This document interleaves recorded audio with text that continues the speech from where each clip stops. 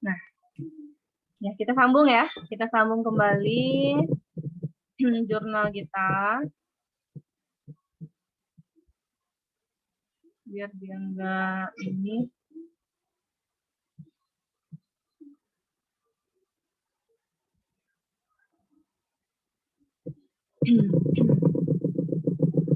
Tanggal 29 September. Apa tadi ceritanya? Biaya-biaya operasi yang dibebankan oleh kantor pusat ke kantor cabang. Nah, seperti ini adik-adik, artinya adalah sebelumnya si kantor pusat ini dia membayar beban. Dia membayar semua beban, di mana di dalam beban yang dibayarnya itu beberapa ada beban yang harusnya menjadi tanggung jawab oleh cabang, tapi sudah dibayarkan terlebih dahulu oleh pusat. Nah, di sini kita diminta menjurnal langsung biaya operasi yang dari kantor pusat dipindahkan ke kantor cabang. Berarti logikanya jurnalnya gimana itu? Kalau kantor pusat yang membayarkan kantor cabang, berarti investasi pusat bertambah. Bertambah dia ya, karena dia yang bayarin. Nah, sedangkan beban apa tadi itu? Kita kreditkan beban apa tadi ya? Beban angkut dan apa tadi ya? Pengiriman dan Nah, bebannya itu dikreditkan dia lagi karena si beban ini menjadi tanggung jawabnya si cabang, beban angkut dan pengiriman. Terus apa bebannya lagi?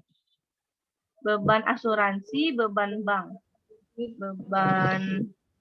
Beban asuransi, beban. Berapa angkanya adik-adik? Nah, untuk kreditnya apa? Si cabang, apa yang dikreditkannya? Karena dia dibayarin sama si kantor pusat, berarti itu dia artinya dapat modal dari kantor pusat kan? Dengan cara membayarkan bebannya dia. Nah, berapa angkanya ini? 100.000. Ini 100.000. Ini 800.000. 800.000. 100.000. Berarti totalnya adalah 1 juta ya. 1 juta. Nah, ini. Berarti sini juga gitu tuh. 100.000, 800.000, 100.000.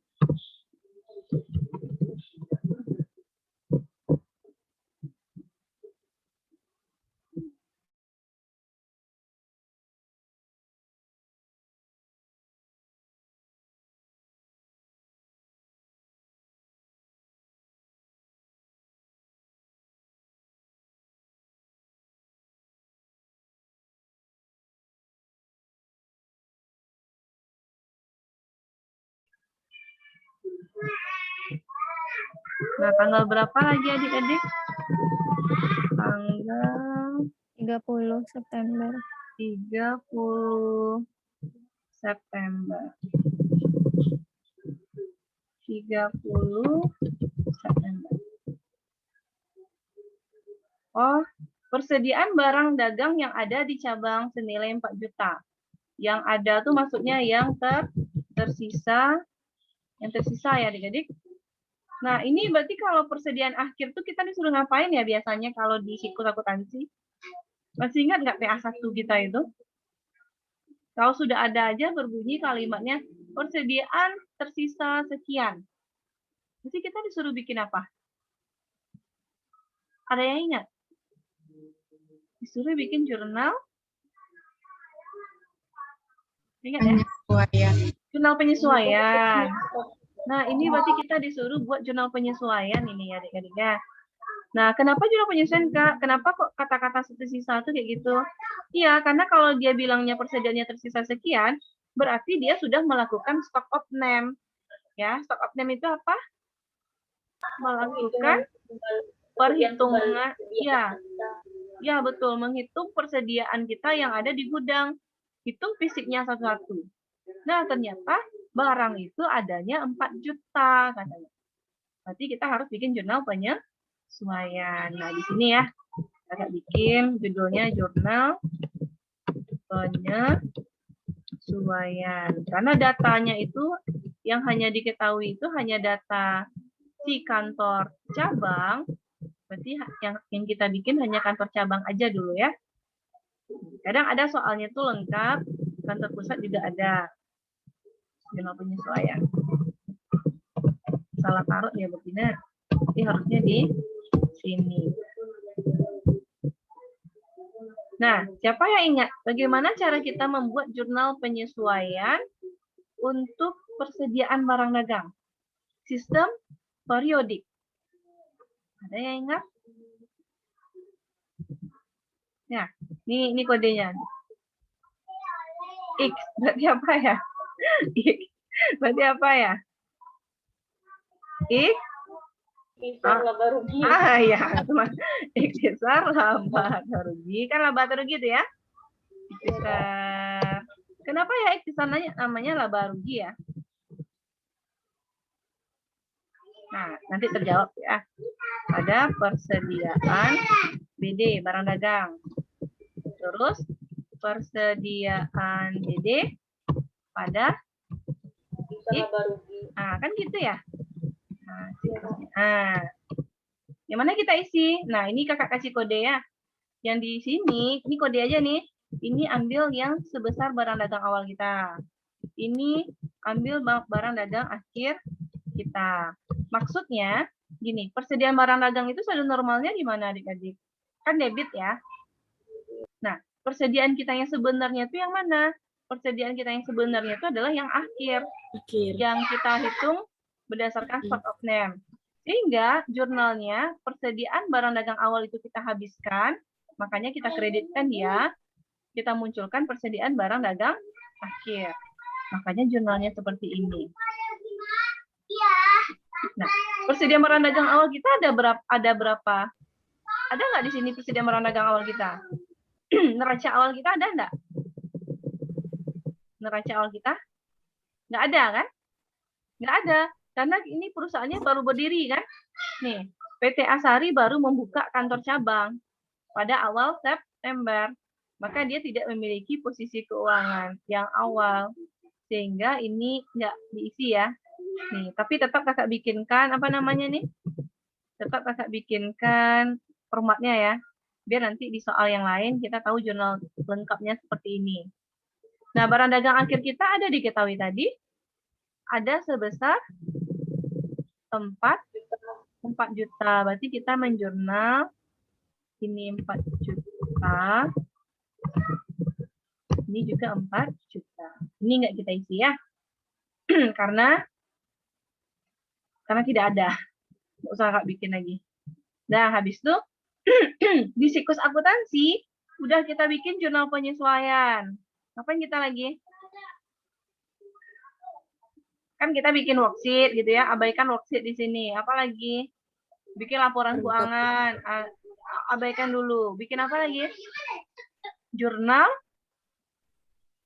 Penutup. Ya, jurnal penutup. Kita akan bikin jurnal penutup. Jadi ini betul-betul sangat mengingatkan kita dengan masa lalu nih ya. harus ingat nih PA-nya, nggak boleh lupa ya. Ini dasarnya jadinya nih. Jurnal penutup apa saja yang ditutup?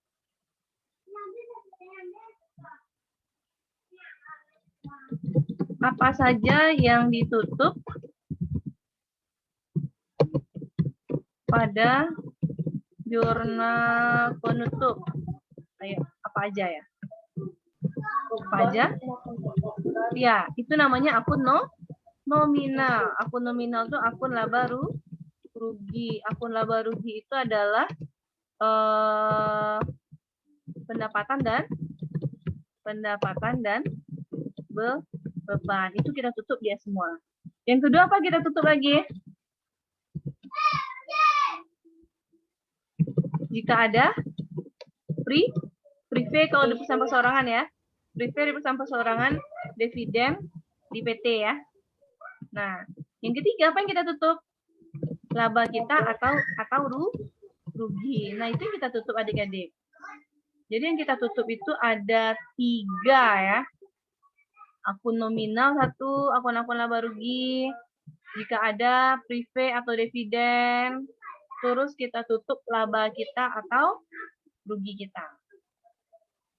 Oke. Ya. Nah, sekarang kita tutup akun nominal dulu. Tutup akun nominal dulu. Coba adik-adik lihat di jurnal kita tadi. Mana aja akun nominal? Tandai ya. Kakak merahkan akun nominalnya ya. Nih, kas ini akun nominal ini? Enggak, Kak. Enggak ya, itu akun aset atau akun real, akun yang ada di neraca. Akun yang ada di laporan posisi keuangan. Ingat ya, akun yang ada di laporan posisi keuangan itu adalah aset, hutang, modal. Ya, berarti ini aset, ini modal. Ini akun laba rugi ini. Ada pernah jumpa kita di LPK ini nih? Enggak, Kak. Enggak, berarti akun laba rugi dia. Ini dia. Kak merahkan ya yang akun laba rugi ya. Terus AP modal, akun neraca, akun neraca, akun neraca, akun neraca, akun neraca. Penjualan akun laba rugi? Iya, laba rugi, Kak. Ya, akun laba rugi. Kas neraca, piutang neraca. Beban-beban? Nah, ini udah pasti nih ya. Udah pasti akun laba rugi. Mana lagi? Ini akun laba rugi. Ini yang kakak merahkan. Nah, berarti cara nutupnya, cari akun yang dikredit dulu adik-adik. Yang dikredit apa aja nih? Penjualan. Penjualan saja. Penjualan saja ya. Berarti ketika kita menutup, kita kreditkan, kita debitkan dia. Penjualan di debit. Lawannya adalah ikhtisar laba rugi gitu. Berapa penjualannya tadi? 7 juta. 7 juta. Nah, ini dia adik-adik. Nah, apa yang kita tutup lagi? Akun beban ya.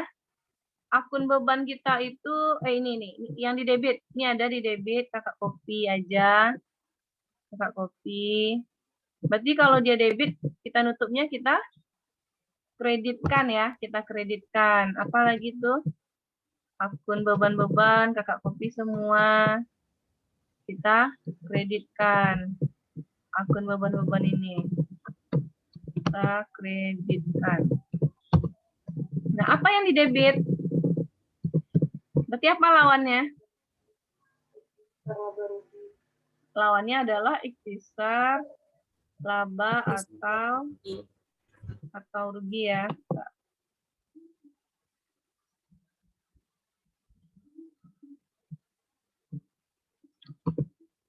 Lawannya ikhtisar laba rugi. Nah, berapa angkanya tadi itu? Bisa disebutin? Ke atas lagi nih. 10 juta. 10 juta ini kakak copy aja lah. Oke. Ini tadi 10 juta ya. Ini tadi kalau nggak salah 100.000, 800.000, 100.000. Sehingga totalnya adalah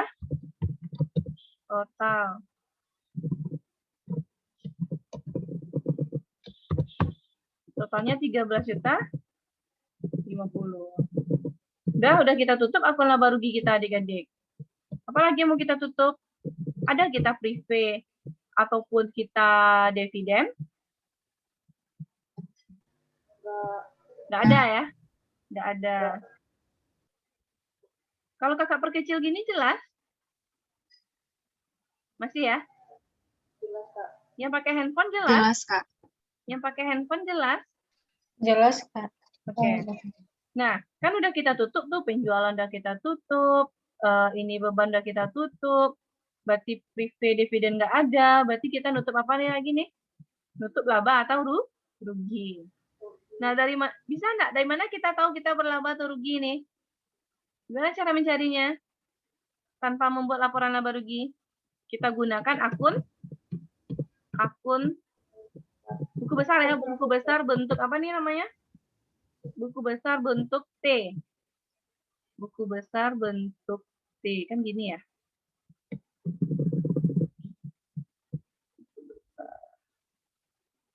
Kan udah lama enggak nih kan? Udah lama enggak.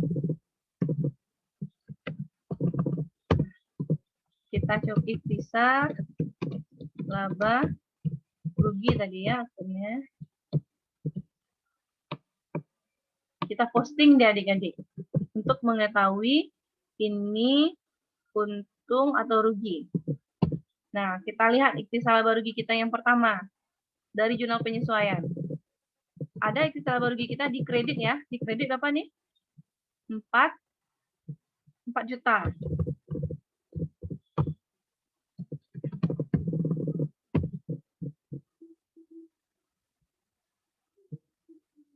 Ada di kredit 4 juta. Ini debit, ini kredit ya. Lalu ikhtisar laba rugi ini udah. Di sini ada lagi di kredit sebesar 7 juta.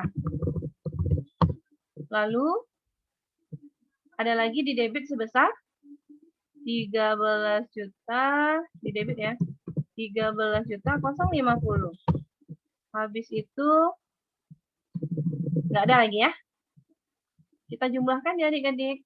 Mana yang besar debit daripada kredit di sini? Debit. Besar debit. Berarti debit kurangi kredit. Berarti 13 juta ini dikurangi 4 kurang 7. Sehingga saldo kita di debit 2.050. Nah, di sini kenapa namanya ikhtisar laba rugi adik-adik? Karena perusahaan itu dia belum tentu berlaba, belum tentu juga dia rugi. Dia bisa di antara dua ini bisa berlaba, bisa rugi. Makanya akun yang dipakai itu adalah akun ikhtisar laba rugi. Nah, kalau ceritanya ini saldonya di debit, nah ini laba kita artinya atau rugi ya? Saldo normal laba di mana? Kredit. Laba di kredit. Kalau rugi di debit. Debit. Nah, berarti ini ceritanya kita apa? Ceritanya kita adalah rugi. Rugi. Ceritanya ini kita rugi nih. Nah, bagaimana cara menutup rugi? Nah, coba lagi. Bagaimana cara menutup rugi? Kan tadi adik-adik bilang gini nih, rugi ini saldo normalnya di debit. Kalau kita tutup Di kredit. ya kita kreditkan dia. Ini dia. Berarti kita ikhtisar laba rugi di kredit 2.050. Apa lawannya? Nah, biasanya kan lawannya modal ya. Modal tuan A. Kan biasanya gitu tuh kalau perusahaan perorangan. Nah, kalau akun modal bagi si kantor cabang apa akunnya tadi? KP. KP. Maka jurnalnya adalah KP pada ikhtisar laba rugi 2.050. Nah, itu dia adik-adik. Nah, ini kan nanti diposting nih kan? Coba lihat ya, diposting di sebelah kredit. 2.050. Berarti hasil akhirnya nanti gimana nih? Itu 0. Nah, memang harus 0. Memang harus 0 ikhtisar laba rugi ini. Kenapa harus 0, Kak? Karena dia ditutup. Gitu. KP-nya KP-nya tuh di debit atau di kredit, Kak? Di debit, karena kan kita rugi. Kalau rugi kan modal kita jadinya berkurang kan? Modal berkurang di debit. Akun modal bagi kantor cabang adalah KP. Gitu. Oh, iya. Bisa dipahami? Kak, misalnya dia kan kita tutup, berarti kan yang rugi itu kita hapuskan, tapi dalam kenyataannya dia tetap rugi kan, Kak? Dia tetap rugi. Berarti cuma di bagian penjurnalnya aja kita kosong, kita jadi nol kan, Kak? Kan gini, kan kalau konsepnya akun-akun nominal itu kan akun tempora, kalau bahasa Inggrisnya temporary ya. Akun sementara. Akun yang kita pakai hanya untuk 1 kali periode. Nah, di mana di akhir periode itu semua akun nominal itu harus ditutup. Sehingga nanti di periode yang akan datang, itu kita menggunakan akun yang baru gitu ya. Akun nominal itu menjadi baru dia lagi. Karena laba tahun sekarang dengan laba tahun kemarin kan nggak ada hubungan ya. Tidak boleh ada hubungan. Gitu. Maka harus ditutup. Tapi dia tetap rugi walaupun dia ditutup ya. Akunnya aja ditutup misal. Nah, sekarang, apa hubungannya dengan kantor pusat? Ada hubungannya adik-adik. Nah, hubungannya adalah si cabang harus mentransfer ruginya ke kantor pusat. Gitu. Caranya gimana? Gini, kan KP-nya di debit nih ya. Berarti kalau di sini, dia kan resiprokal terus tuh. Kalau KP-nya di debit, berarti KC di sini kredit gitu ya. Berkurang investasinya. Karena dia rugi. Apa yang di debit?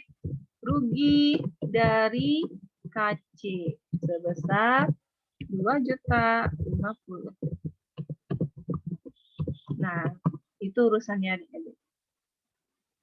Lalu pusat ngapain dia? Dia juga bikin jurnal penutup nih adik-adik. Cuman di sini kita nggak buat karena transaksi si kantor pusat nggak lengkap di sini ya. Jadi kita nggak bisa bikin. Dia hanya fokus ke kantor cabang. Gitu. Kalau dia untung, berarti ini ceritanya gimana? Kalau dia untung, berarti jurnalnya nanti di sini adalah ikhtisar laba rugi pada KP. Gitu ya. Berarti di sini nanti jurnalnya apa? KC pada laba dari KC. Gitu. Nah, bisa ini? Bisa, maksudnya bisa dipahami dulu?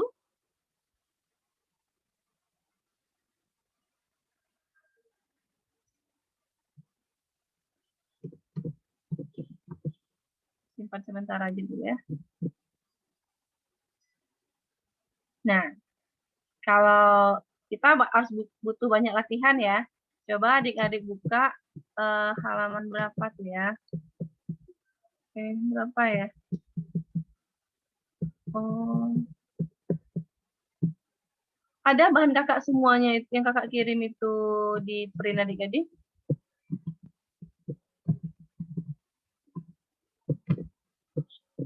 Ada kakak ngasih bahan. Contoh soal atau apa ya?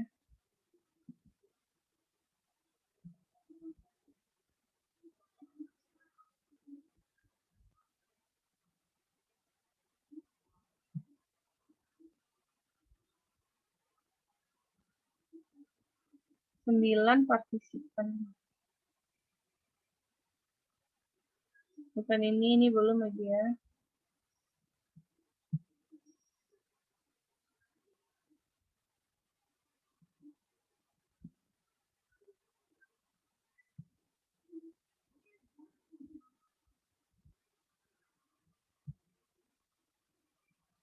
Kakak kasih apa aja tuh ya? Banyak bahan kakak kasih semuanya di print ya. Karena semuanya mau kita bahas juga itu. Yang ini nih. Yang ini. Nah, ini kita coba ya. Kita coba kakak tanya-tanya langsung aja dulu. Coba mulai dari Ella. Pengiriman uang kas sebesar 1.500 ke kantor cabang Ella. Dia ngirim uang kas. Berarti apa jurnalnya tuh lah? Di kantor pusat lah, di kantor pusat. Kantor pusat ngirim uang ke kantor cabang. Berarti jurnalnya adalah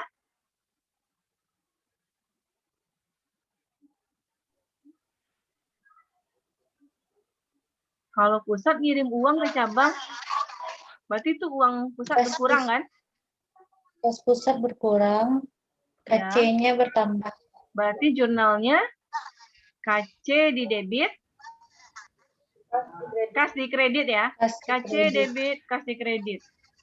Oke. Nah, apa jurnalnya bagi si Nisa? Apa jurnalnya bagi si cabang? Berarti kalau pusat ngasih uang ke cabang, berarti modal cabang bertambah. Akun modalnya KP. Ya. Berarti kas debit, KP di kredit. Oke, betul ya. Jadi jurnalnya itu nanti kayak gini ya. Ini kantor pusat. Ini kantor cabang. Nah. Berarti kan tadi Ella bilangnya apa tadi? KC pada kas ya. Kasnya berkurang sebesar sekian-sekian misalnya ya. Sedangkan di kantor cabang jurnalnya kata Nisa tadi kas bertambah, terus kantor pusat akun modalnya bertambah sebesar sekian-sekian gitu ya. Nah, lalu soal selanjutnya masih soal yang sama. Dia ngirim barang dagang lagi.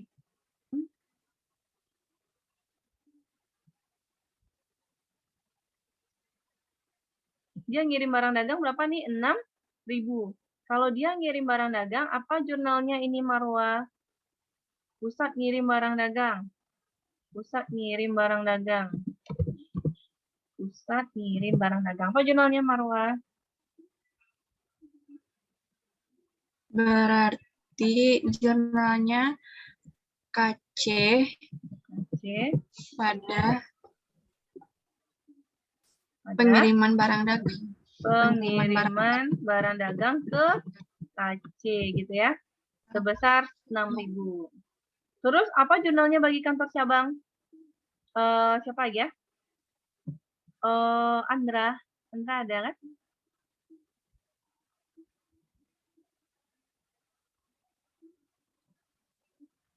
Nah, apa jurnalnya bagi kantor cabang Tunda? Berarti kan kantor cabang dapat barang ya Anda ya. Nah, kantor cabang dapat barang berarti apa namanya Anda?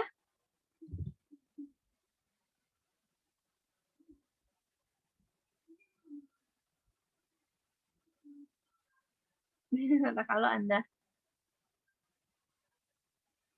Halo Anda.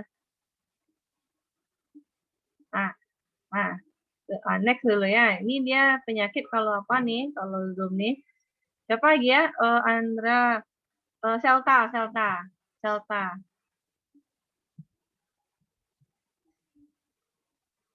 Selta? Kalau cabang dapat barang dari pusat, berarti apa Sel?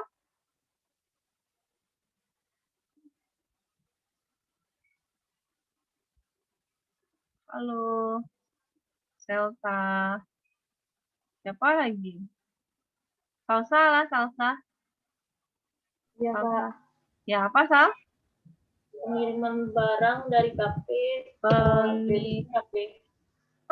Udah 10 menit. Kok cepat kali ya? Perasaan belum ini lagi.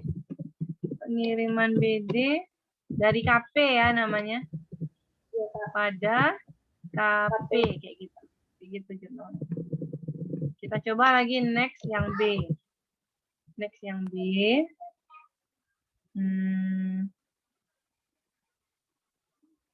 Pembelian barang dagang secara kredit oleh cabang 1.500. Nah, apa jurnalnya itu Marwa di kantor pusat? Cabang beli barang dagang kredit. Apa jurnalnya Marwa di kantor pusat? Ada hubungannya dengan kantor pusat? Tidak, karena Berarti? kantor cabang membeli barang.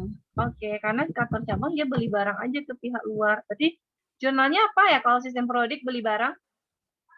Pakai akun apa kita kalau periodik beli barang? Pembelian barang dagang. Iya, betul. Pembelian aja ya. Akun pembelian. Pada hutang dagang kalau secara kredit. Oke, next. Ini kakak nanti suruh bikin ya. Terus next yang C. Pembayaran hutang oleh cabang 7,5. Apa jurnalnya kalau bayar hutang Selta di kantor pusat?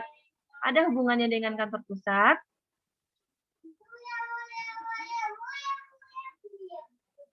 Nggak ada ya, Sel? Berarti no entry. Nah, apa jurnalnya ketika di kantor cabang dia bayar hutangnya sendiri? Berarti kalau dia bayar hutangnya sendiri? Hutang di debit. Oke, hutang dagang debit. Kredit, Kak. Oh ya, kita bayar pakai kas. D lagi. Penjualan per kas. Penjualan per kas ini maksudnya penjualan tunai ya oleh cabang 6.500. Apa hubungannya dengan siapa nih? Si pusat? Nggak ada, Kak. Nggak ada ya. Nah, kalau penjualan tunai apa jurnalnya Muti? Kalau jual tunai Muti? Kasnya di debit, Kasnya di debit, penjualan di kredit, penjualannya di kredit. Terus 6.500. apa lagi ya? Sekian-sekian. Nah, terus yang E, pembayaran beban oleh cabang sebesar 2.200. Berarti apa jurnalnya ini, Andra? Ada hubungannya dengan kantor pusat? Nggak ada ya? Berarti no entry. Nah, apa jurnalnya nih, Indra? Kalau dia, apa tadi, bayar beban ya? Oh ya, bayar beban. Bayar beban.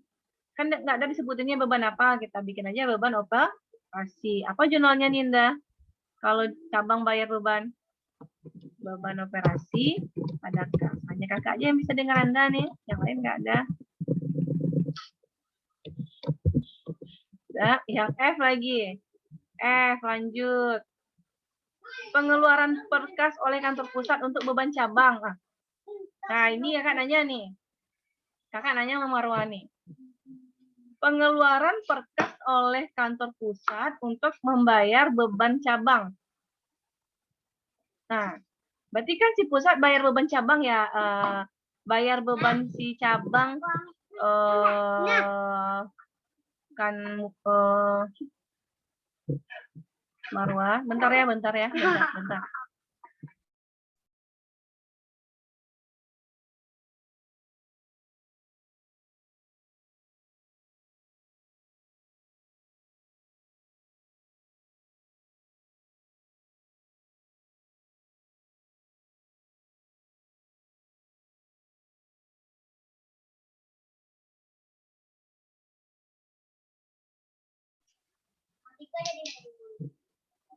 Nah, pusat membayar beban cabang. Pusat membayar beban cabang. Apa jurnalnya tadi, adik?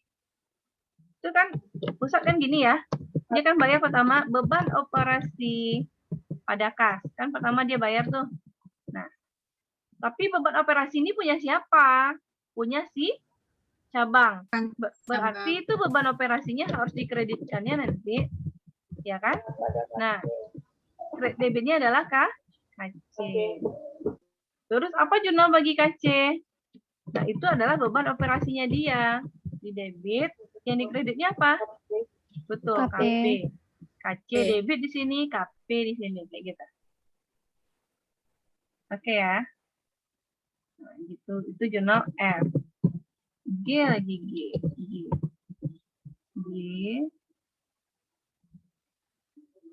Oh, ini langsung aja dibilangnya penetapan rugi operasi cabang. Jadi kita nggak capek-capek kayak tadi lagi adik-adik. Kalau tadi kan kita cari rugi sendiri kan? Mencari rugi sendiri. Nah, kan kita cari tadi ya, pakai akun T kita cari tadi kan? Kita bikin pula jurnal penutup. Kalau ini enggak, di soalnya itu dia sudah bilang rugi operasi cabang 225. Dia udah bilang rugi. Apa ya jurnalnya kalau rugi? Apa jurnalnya bagi si cabang tadi?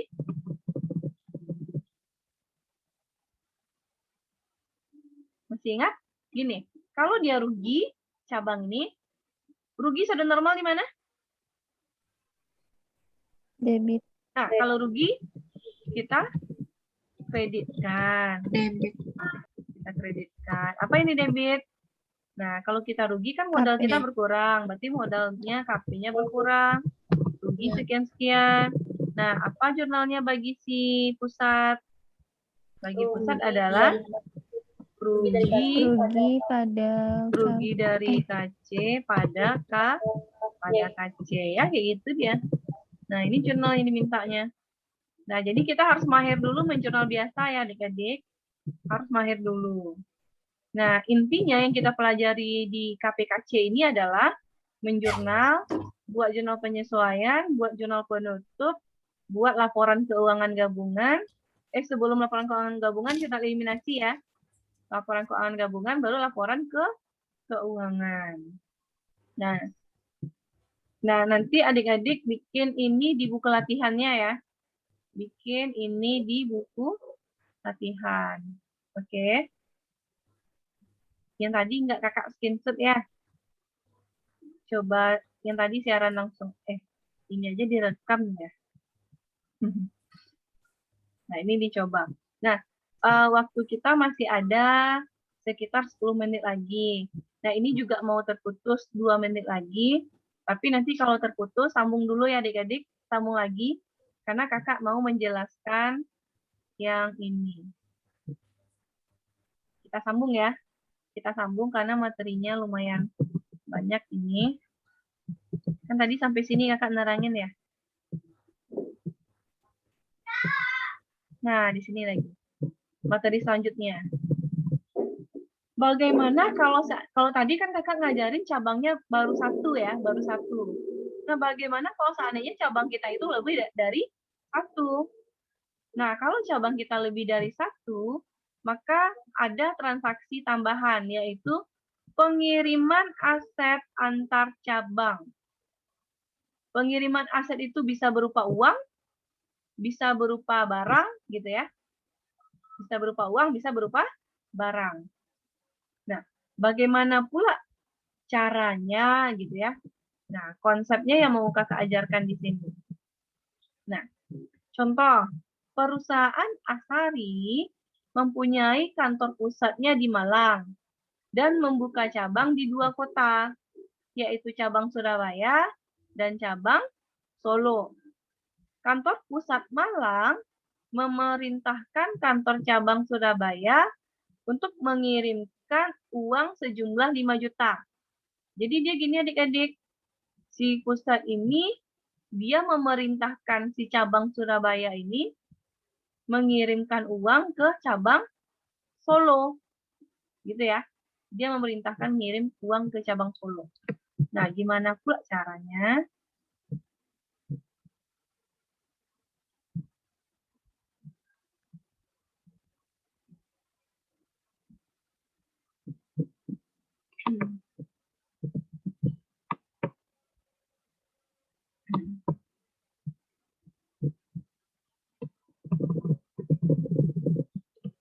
Nah, gini ya.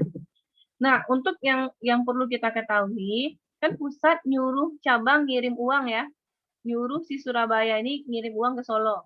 Konsepnya adalah, walaupun cabang disuruh ngirim uang ke Solo, konsepnya seumpamanya cabang ini ngirim uang ke pusat gitu adik-adik.